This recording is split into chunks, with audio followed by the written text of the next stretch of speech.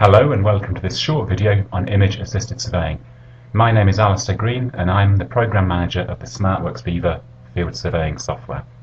Image assisted surveying is available on the TS15 and TS11 imaging total stations.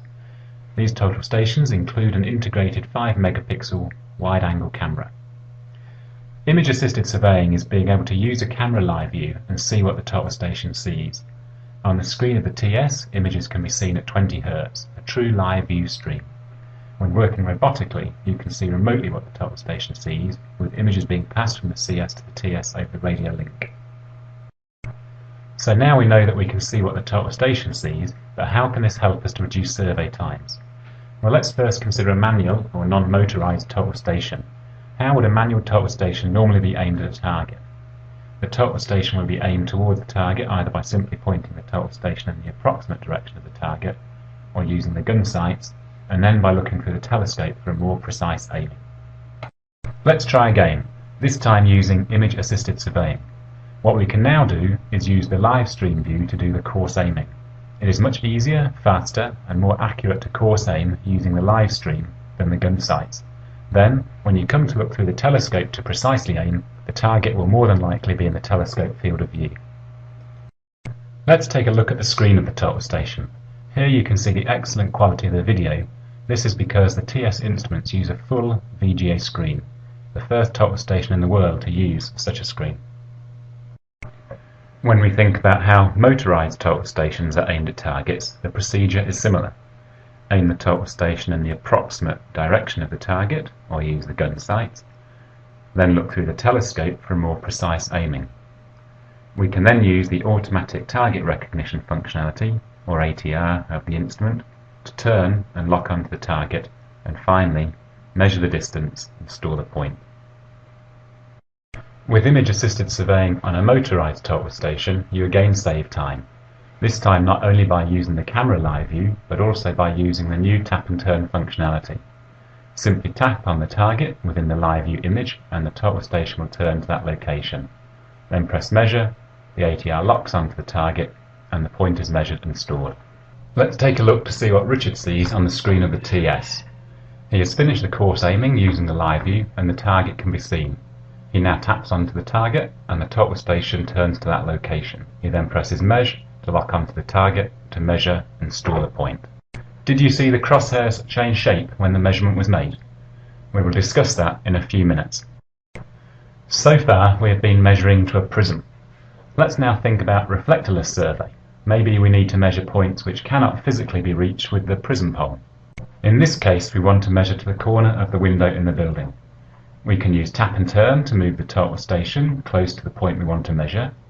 We then zoom in to get a closer look, and we should also change the colour of the crosshairs to make them easier to see. And now let's pause the video here to discuss about the parallax. Let's look again at the front of the total station. The wide angle camera is located here, and the telescope from where measurements are made is located here. Because these two locations are different, there is a parallax between the two which needs to be corrected. If you look at the crosshairs now, you will see it is an open circle. This means the parallax is currently not corrected.